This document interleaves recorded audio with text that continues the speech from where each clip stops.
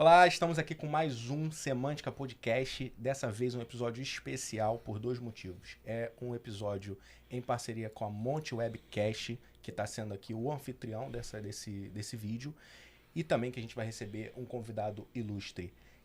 Ele é deputado federal, ex-secretário de saúde, e Montanha já conhece ele, a gente já acompanhou o trabalho dele.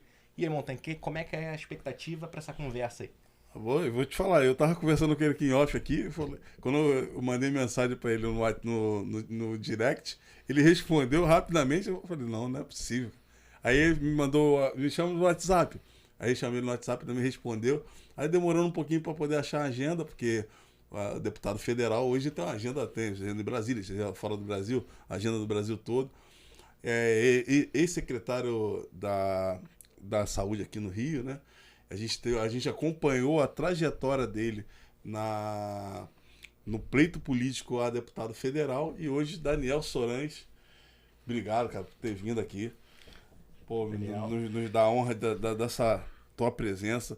Assim, eu lembro na época do pleito lá, que a gente estava na caminhada, esse cara sempre foi. Eu cumprimentava todo mundo. A gente ficava até tarde nas caminhadas, ele ia lá, cumprimentava, abraçava, apertava a mão, sabia das demandas, procurava saber. Uma das vagas, merecidamente, tá no colo dele. Parabéns aí também pela eleição. Pô, e hoje eu tô com essas duas super feras aqui, tô com Pedro Ferreira e com Montanha, no Semântica, né, e no Monte Webcast. Um prazer imenso poder estar aqui com vocês. Pô, tô preocupado aí que essas duas feras aqui são 2 contra 1. Espero que eu me dê bem. Vamos lá, vamos com calma, hein? Então, você, até na sua fala, na construção da narrativa que você conversava com a galera nas ruas, você tinha um desafio muito grande, né, nas vezes que você foi chamado à Secretaria de Saúde. E agora você tá num outro desafio que você quer trazer recurso, né? Trazer recurso que você... Uma das coisas que você falou muito, que era a falta de recursos, corte de recursos no último governo para a saúde, e agora você está num posto que vai poder direcionar para pessoas que vão fazer esse trabalho aqui no Rio. Como é que foi essa saída da secretaria e agora está ocupando esse cargo agora? Montanha, para mim foi um super desafio, né? Está sendo um desafio ainda maior. Eu sempre trabalhei no Sistema Único de Saúde, desde o início, lá quando eu era médico de família, lá em Manguinhos, depois como servidor da Fundação Oswaldo Cruz, professor pesquisador. Tive um desafio imenso de ser secretário de saúde durante a gestão do prefeito Eduardo Paes, durante o período das Olimpíadas, da construção das clínicas de família. E nunca imaginei, Montanha, Pedro, que eu voltasse secretário num momento tão triste, que foi o momento da Covid-19, né? Certamente foram os 2 piores anos da minha vida e de muitos dos brasileiros e cariocas também. E agora, num novo desafio, de ser deputado federal, de poder criar leis e defender o sistema de saúde, que é o que eu acredito muito, que a gente pode no Brasil ter um sistema de saúde igual para as pessoas mais ricas e mais pobres, igual acontece na Inglaterra, na Espanha, no Canadá, na Dinamarca, nos países desenvolvidos. Eu fiquei agora essa semana fora, fui à Dinamarca para conhecer mais do sistema de saúde de lá e a Londres. E é incrível como a força de um sistema de saúde pode mudar a realidade da sociedade, como pode, de fato, garantir direitos sociais que a gente espera para as pessoas. Então, estou muito feliz agora de estar nessa missão de deputado federal, mais feliz ainda de estar com vocês dois aqui, fazendo podcast comigo no início do mandato, que depois, lá no final, daqui a 4 anos, vocês vão falar, tá vendo, você falou lá no meu podcast, espero que a gente consiga entregar mesmo tudo que a gente falou no processo eleitoral, mas também na campanha, que é fortalecer o SUS, que é disputar recurso orçamentário em Brasília para esse sistema de saúde que pede recurso nos últimos 4 anos, nesse sistema de saúde que atende muito mais gente do que atendia antes da pandemia, porque as pessoas ficaram mais pobres, perderam seu acesso privado à saúde e estão muito mais doentes.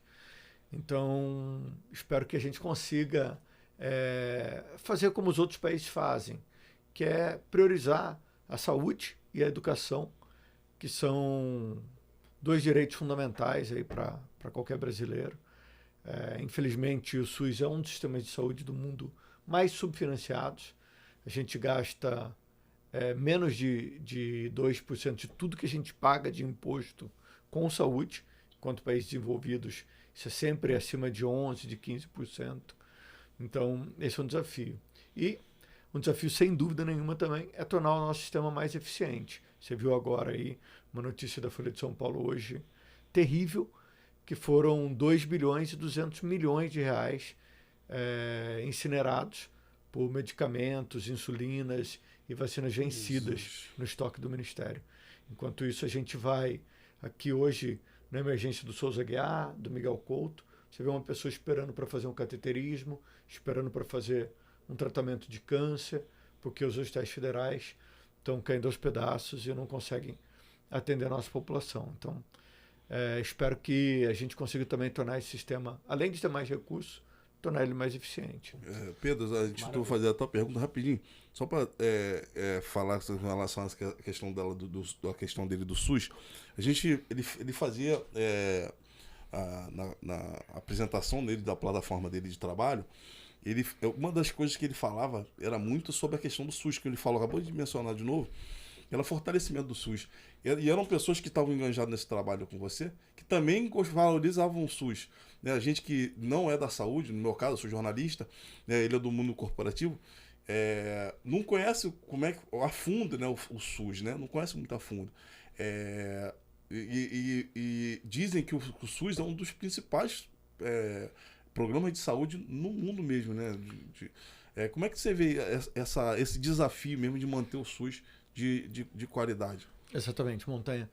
Nos países desenvolvidos, é natural as pessoas defenderem o seu sistema de saúde. Aqui no Brasil, não. As pessoas... o SUS é uma porcaria, nada presta, é tudo ruim, é só fila. Claro que a gente tem um sistema que tem muitos problemas. Nosso sistema é de 1988, é um sistema muito jovem. Mas se você for olhar, é um sistema que vem crescendo a cada ano. Nossa mortalidade infantil, ao longo dos anos, vem diminuindo. Tá certo que a gente teve um período ruim agora. A nossa expectativa de vida do brasileiro vem aumentando. Tá certo que a Covid atrapalhou um pouco. Mas, de maneira geral, a gente tem um sistema de saúde que oferece mais procedimentos, mais exames. Então, defender a construção de um sistema de saúde melhor é algo que faz parte da sociedade. E se você tem um bom sistema de saúde, as suas empresas vão melhor, as pessoas vivem mais, o país fica mais eficiente. Você vê a Inglaterra, a Espanha, o Canadá, o sistema de saúde gera muito emprego. O sistema de saúde consegue estimular a produção de insumos, de coisas que podem ser usadas por vários setores e até serem exportados para outros países. Por exemplo, eu estive agora na Dinamarca. A Dinamarca importa muito medicamento para o Brasil, com a MEC, com a Novo Norte, que tornam a balança superavitária. Então, desenvolver o complexo industrial da saúde é super importante. A Novo Norte montou uma fábrica em Minas Gerais, né, em Montes Claros, uma fábrica que produz aí 1/3 da insulina mundial. Isso gera mercado, gera economia, traz recursos para o país, faz superávit na nossa balança. O Brasil exporta 25% dos medicamentos são exportados da nossa balança comercial, são exportados dessa empresa. Então, investir no sistema de saúde, investir num complexo industrial da saúde é fundamental. E aí eu queria fazer um pedido, já fazer um lembrete. No dia 23 de março, é o dia que a gente comemora o Dia de Orgulho SUS.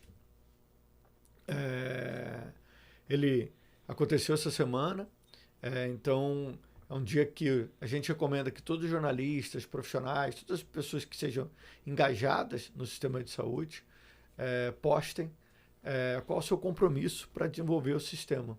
Porque muitas vezes na Montanha, o jornalista só olha, vou fazer uma matéria para vender jornal, uma matéria negativa. Não, é claro que a gente tem problema, é claro que a nossa matéria...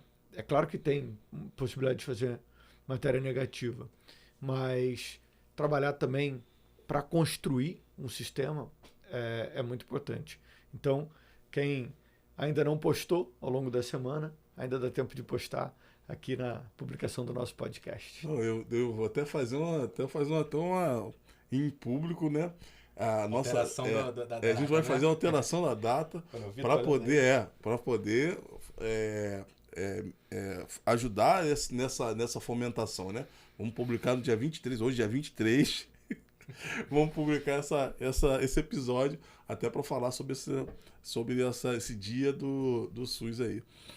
Pedro, a palavra. Vamos lá. Eu não podia É ser. a semana agora, né? A semana do dia 20 a 25. É durante a semana. Então, tá estamos dentro. dentro. Tá Semana, dentro. na semana. Olha, eu não podia ser diferente, eu não posso perder essa oportunidade de dar minha pitada de polêmica no nosso bate-papo. Tenho duas perguntas que elas são dois temas que costumam ter um bloqueio ideológico muito forte em parte do eleitorado brasileiro, que é sobre o programa Mais Médicos e sobre medicamentos à base de canabidiol. Queria saber, Daniel, a sua opinião sobre esses dois temas. Pedro, é medicamento prescritos por médicos. Então, não tem que ter polêmica à base de nenhuma substância. A gente não... Preconceito só atrapalha, não ajuda. Então, o medicamento, como todos os outros medicamentos, é óbvio que precisa ser regulamentado, precisa de receita médica. Agora, não é para ter polêmica, né? Uma falsa polêmica. Um falso moralismo. Falso moralismo. E preconceito numa sociedade é tudo que a gente deve eliminar. E a gente elimina isso com estudo, com educação, com trabalho e com evidência científica. Então, se tem evidência científica, se faz bem e ajuda para muitas doenças, não faz sentido a gente ter polêmica. A gente devia ter polêmica para fumo, para álcool, para coisas que causam câncer, para alimentos ultraprocessados. Então, a gente tinha que ter polêmica agora na reforma tributária, que a gente vai ter uma reforma que é muito importante, que vai ajudar muito o país. Mas a gente vai ter polêmica, de fato, na reforma, quando a gente fala, vamos deixar de taxar o cigarro, como todos os países fazem. Vamos taxar o cigarro como se ele fosse qualquer outra coisa. Vamos deixar de taxar alimentos que fazem mal, entendeu? Então, isso é para ter polêmica. Agora, falar de medicamento à base de canabidiol, à base de qualquer outra substância, é algo que não é para ter polêmica. Então, estou tentando despolemizar um negócio que tem evidência científica, igual a vacina. Não é para ter polêmica com vacina. Pois é, isso é uma loucura, né? Uma coisa lástima, né? insana. E a outra questão é a questão dos Mais Médicos. Assim. O Mais Médicos foi um programa muito importante de provimento. Você trazer médicos de outros países, ajuda a completar vagas, principalmente nas localidades mais pobres e nas áreas de mais difícil provimento, onde a gente não tinha médico à época para cobrir. Só que não pode ser só isso. Senão você vai pegar, hoje, a gente tem 300 mil profissionais de saúde desempregados no Brasil. 300 mil no Brasil todo.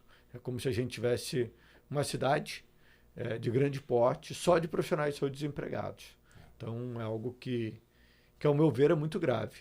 E você fala, olha, vem aqui pessoas de outros países para trabalhar aqui enquanto você tem essa quantidade de pessoas desempregadas, isso não combina.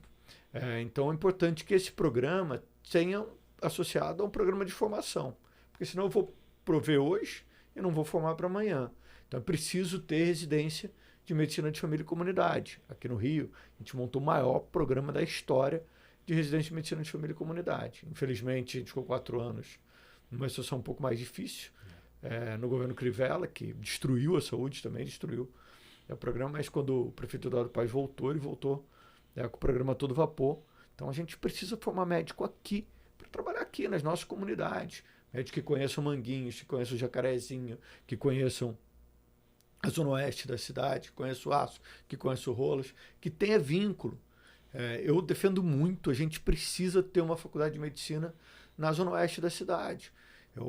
Foi uma das coisas que eu sempre falo, a gente precisa ter uma faculdade de medicina do lado do Hospital Pedro II, em Santa Cruz. Quem não conhece bem a região, não sabe o quanto é difícil de botar médico lá. Agora, vamos ficar trazendo médicos de outros países ou de outros locais para pôr ali? Podemos. Só que isso vai durar? Será que isso não é algo que vai ter fim? Será que depois de um período esses médicos não vão embora? Então a gente tem que pensar num programa de médio prazo e que estimule a gente desenvolver essa tecnologia, desenvolver conhecimento nas nossas comunidades, nas nossas regiões. Isso serve para o Brasil todo. Então é muito bom a gente ter uma preocupação em colocar médicos para quem mais precisa, mas esse programa precisa ser completo, precisa fazer a volta toda. Então, não é só ser um paliativo, né? Não é só o provimento, entendeu? O imediato. É o provimento de médio, de longo prazo. E para isso precisa ter estrutura física, precisa investir na estrutura física. Então aqui no Rio a gente construiu 115 clínicas de família. O prefeito Eduardo Paes fez um exercício orçamentário imenso, conseguiu construir as clínicas, ainda tem clínicas para construir, mas em muitos lugares do país não tem. A gente ficou 4 anos sem manutenção predial, agora que a gente conseguiu reformar as clínicas que foram destruídas na gestão Crivella. Então, tem muito para fazer, e o programa médicos, com certeza, ele precisa ser um programa mais completo, e a gente espera que faça isso de maneira estruturada, para que a gente possa avançar. É muito triste hoje a gente ter a quantidade de pessoas desempregadas que a gente tem hoje no Sistema Único de Saúde. É angustiante você ver uma pessoa que se formou, enfermeiro, que se formou, dentista, fisioterapeuta, e não conseguiu um emprego. Então tem uma organização do mercado de trabalho muito mal feita, né? Sim. Eu ia perguntar o seguinte, como é que foi essa questão da polêmica nos primeiros dias do seu mandato com a Anvisa? A questão das máscaras nos aviões, esse decreto que ela colocou lá. Como é que foi esse desenrolar? Bom, você e o Pedro acompanharam a minha atuação na pandemia. E foi uma atuação muito difícil, porque a gente tinha um governo federal que tinha um problema de comunicação sério entre a presidência, entre os órgãos técnicos do Ministério, entre a Anvisa. E tudo que a gente não pode ter é decisões que não tenham bases científicas para se manterem. E a gente não pode perder credibilidade. As instituições de saúde precisam ter um cuidado em tudo que fazem, seguir critérios científicos. Então, a Anvisa mantinha a utilização de máscara somente em avião. E a gente tinha um carnaval acontecendo, tinha várias pessoas juntas. E no mesmo período, anterior a esse, com números de casos muito mais baixos do que a gente tinha, a Anvisa também tinha tirado as máscaras em aeroporto. Então, é preciso manter coerência em medidas de saúde pública, em medidas que obriguem as pessoas. E eu sempre fui um defensor das máscaras, defensor da vacina, defensor sempre da gente utilizar as melhores evidências para tomar decisão. E no momento não estava sendo usado. Eu entrei com um requerimento de informação questionando o Ministério da Saúde e a Anvisa dessa manutenção. Infelizmente eles se reuniram e viram de fato que não fazia o menor sentido manter máscara em avião com a taxa de transmissão tão baixa. E é claro que a máscara é facultada a cada um a usar. E é um ótimo equipamento, um equipamento que protege. Então, se você tem algum sintoma respiratório, se você está com alguma dificuldade ou tem a possibilidade de ter alguma doença respiratória, usa máscara, protege de transmitir para outras pessoas. Se você tem uma imunossupressão ou por algum motivo não pôde se vacinar, continua utilizando máscara, porque ela de fato é um equipamento de proteção individual muito importante. Agora, se está vacinado, está protegidinho, pode tocar a vida aí que você vai bem. Maravilha. Daniel, a gente viu, né, o seu trabalho, a gente acompanhou, eu, de certa forma, até bem de perto, aqui na saúde do Rio de Janeiro, mas agora subiu para a esfera federal, né? E a gente sabe que a gente tem muito hospital federal sucateado, né? Você mencionou aí até a questão de universidade, né? Tem os hospitais universitários. Qual seria a sua estratégia para começar a revitalizar, né, e a melhorar a condição desses hospitais? Pedro, não é uma questão só de semântica sucateada, é uma questão de a gente querer defender um patrimônio, que é um patrimônio construído ao longo de muitas décadas. O Hospital Federal da Lagoa é uma obra de Niemeyer, incrível. O Hospital de Servidores do Estado internava os presidentes da República lá. O Hospital de Bom Sucesso, da região ali que eu trabalho. Eu nasci lá. Você nasceu em Bocessa? É uma história incrível, com muita história, com profissionais de muita qualidade. Não faz sentido nenhum esses profissionais começarem a fechar leito e diminuindo o atendimento para a população. Hoje, esses hospitais oferecem muito menos atendimento do que ofereciam, e essas unidades, aos poucos, estão morrendo. São mais de 1.000 leitos fechados. Só que uma pessoa que precisava fazer um cateterismo, em 2016, ela fazia esse cateterismo em 24 horas. Ela chegava numa emergência, ou numa UPA, ou no hospital, era atendido e fazia seu exame e até o seu procedimento em 24 horas. Hoje, leva em média 14 dias para você fazer. Então, 14 dias você é internado no hospital sem precisar estar, correndo o risco de morrer. Então, isso é algo que gera muita indignação para mim e eu acho que para qualquer pessoa que acredita que é possível construir um sistema melhor. E não faz sentido porque, do ponto de vista orçamentário, esses hospitais não perderam tanto assim. Agora, do ponto de vista de gestão, de organização da administração, eles perderam muito. Então, eu tenho brigado muito para que a gente possa mostrar para a sociedade esse problema e que o Ministério da Saúde possa ter um planejamento para mudar isso. A gente precisa retomar a produção dos hospitais nos índices que eles tinham em 2016, 2015. A gente precisa fazer que os hospitais voltem a atender a nossa população, reabram leitos, voltem a fazer cirurgia. Porque quando eles estão fechados, as pessoas acumulam na sala vermelha, na sala amarela de uma emergência, não conseguem um leito adequado, ficam nos corredores. E a coisa mais terrível que tem, mais angustiante, é quando você está precisando de um procedimento de saúde, você não conseguir ser atendido. Então, a primeira coisa que eu estou montando são algumas vistorias nesses hospitais, para a gente poder mostrar algo que a gente já sabe, algo que todo gestor de saúde desse país já sabe, que é a desorganização no processo de gestão. O outro ponto é defender que esses hospitais tenham a recomposição orçamentária e de recursos humanos necessário. Não dá para a gente achar que esses hospitais vão atender se não tiver enfermeiro, se não tiver técnico de enfermagem, se não tiver gente trabalhando. E o último ponto, que eu acho que é o ponto mais importante, é a gente conseguir recuperar a capacidade desses hospitais a ensinarem, a formarem novos profissionais. Que esses hospitais todos são hospitais com uma vocação de formação de profissionais incrível, né? Então, acho que são esses 3 pontos muito importantes aí para a gente discutir. É claro que isso envolve também melhoria de estrutura física, melhoria de estrutura organizacional, mas são outros pontos. Tenho falado com a nossa ministra, com a ministra Nízia, que é uma ministra que conhece o estado do Rio, que conhece o Niterói, o Antônio Pedro, o Hospital Universitário, que conhece o Hospital do Fundão, que foi presidente da Fiocruz.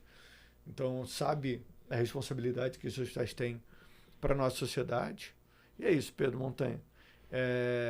A gente não pode prescindir dessas unidades para cuidar da nossa população.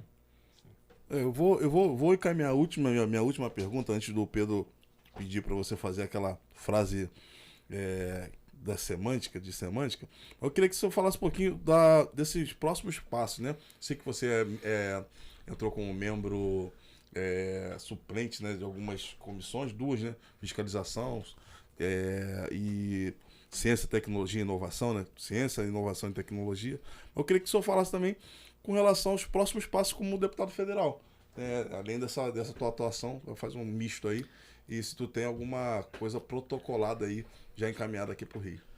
Pedro, era meio óbvio, né? Eu fui eleito para a Comissão de Saúde, que de fato é a área que eu milito, que os outros deputados, que toda a Câmara de Deputados me vem como uma referência nessa área. E também fiquei membro suplente na Comissão de Fiscalização, que é uma comissão muito importante para fiscalizar como é que o nosso dinheiro está sendo empregado, como é que as coisas estão acontecendo no governo federal. E a Comissão de Ciência e Tecnologia, porque eu sou da carreira da Ciência e Tecnologia da Fiocruz. Então, acho que são comissões que têm muito a ver com a minha história de vida e com a minha contribuição. Eu estou preparando alguns projetos de lei para, obviamente, sempre defendendo mais recursos para o Sistema Único de Saúde, mas recursos precisam ser aplicados de maneira mais eficiente.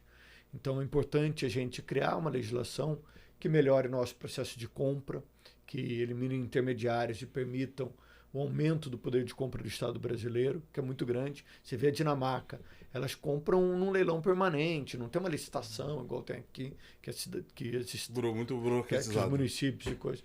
É, burocratizado que permite intermediário, corrupção, permite um monte de coisa. Então, um leilão, vai lá na internet, você vê o menor preço e aquele menor preço. O Chile compra assim, vários sistemas de saúde do mundo compram assim. Então, não tem discussão do preço. Está ali, está lá no leilão, todo mundo pode comprar, o Muito privado. mais transparência também, né? Muito mais transparente. Então, nosso sistema de saúde, além de ser mais eficiente, ele precisa ser mais transparente. Você tem que ter todo mundo tem que poder ver os grandes estoques, pelo menos os estoques nacionais, para ver lá, tem milhões de doses de insulina que vão vencer.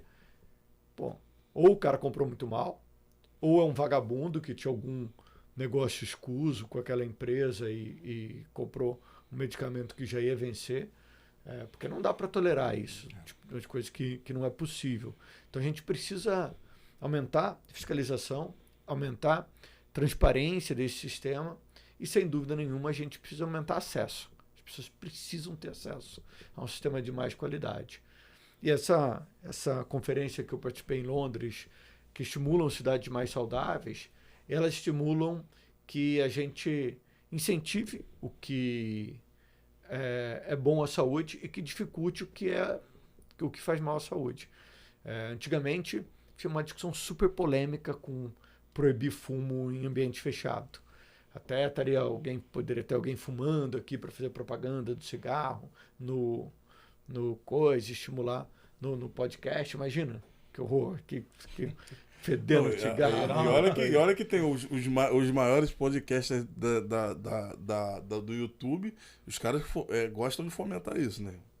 Fumam ali, né? Horrível, né? Perde todo sentido e estimula as pessoas a fazerem hábitos que só vão ferrar a vida delas, que só vão produzir câncer, que não vai trazer nenhum benefício para ela nem para a sociedade, né? Então, discutir como a gente pode tornar nossos ambientes mais saudáveis foi um dos temas dessa conferência que eu estava em Londres e que eu acho que tem tudo a ver aí agora nesse novo momento aí no Legislativo. E é isso. Super obrigado por estar aqui mesmo com vocês, tá? Imagina, pra gente encerrar aqui a gente está participando do Monte Webcast, mas no Semântica também a gente sempre pede pro nosso convidado passar uma mensagem com muita semântica que conecte com o seu público. Eu pedi para você olhar para essa câmera aqui e... A gente vai entrar no Semântica, mas antes a gente está no Monte Webcast aqui, e aqui no estúdio está um climinha de montanha, tá? Estou congelando aqui. Eu pensei que era só eu, mano. Né? A gente tem nosso tecido de pulso para um pouquinho, né? Mas vamos que vamos, então. É isso, né? A saúde a gente tem uma linguagem própria, uma linguagem que às vezes as pessoas não entendem, mas nosso objetivo é sempre esse, que as pessoas possam viver bem, possam viver melhor, possam ter a garantia de que vão ter um cuidado no momento que mais precisam, garantia de que sempre o governo e a sociedade vão estar trabalhando para que você viva mais e viva melhor. E é esse o recado que eu gostaria de dar, recomendar a todos que postem ao longo dessa semana aí o seu compromisso para construir um sistema público único, universal, como o Sistema Único de Saúde, com hashtag Orgulho SUS, do SUS que a gente quer construir, do SUS que a gente vai ver, e que certamente não é perfeito, porque ainda é um sistema muito jovem. Maravilha, obrigado. Valeu, Montanha. Pela Prazer vinda. imenso. Agradecer a tua equipe também por fechar redondinho nosso encontro aqui. Né? O pessoal aí que está na retaguarda nos atendeu muito bem. Né? E vai ser o primeiro de muitos. Eu sou meio abusado. Né? Eu sei que a tua agenda é lotada, mas dentro do tempo... Minha agenda está aberta para vocês. Quando vocês quiserem me convidar, eu estou aqui. E agenda lotada só quando a gente não é organizado. Eu sou super organizado, conta comigo. Maravilha, maravilha. Então, dá uma meta de like pra gente aí. Uma meta de like. Meta de like? Vamos ter que ter uns 1000 likes, tá bom? 1000 likes. Beleza, vamos correr atrás de 1000 likes. O assunto é saúde, então nem sempre é um assunto que as pessoas consideram mais importante, Mas Montanha promete aí fazer uma dancinha para vocês, para ver se a gente explode aí o nosso número de likes. Vamos trabalhando nisso aí, Rapaziada, fica com Deus aí, obrigado por estar com a gente. Sorange, pô, muito bacana. Se inscreve no nosso canal, são 1000 likes aí de desafio. E se quiser uma dúvida aí pra passar pra gente, quer conversar com o Sorange, manda no comentário. Deixa no comentário aqui embaixo e como ele deixou aberto aqui pra gente, a gente é abusado, a gente vai convidar ele, deixa a sua pergunta aqui, que aí a gente, no próximo encontro, a gente já passa a pergunta pra ele. É isso, que quem não gostou também compartilha e dá like aí pra aumentar. Vale 2, né?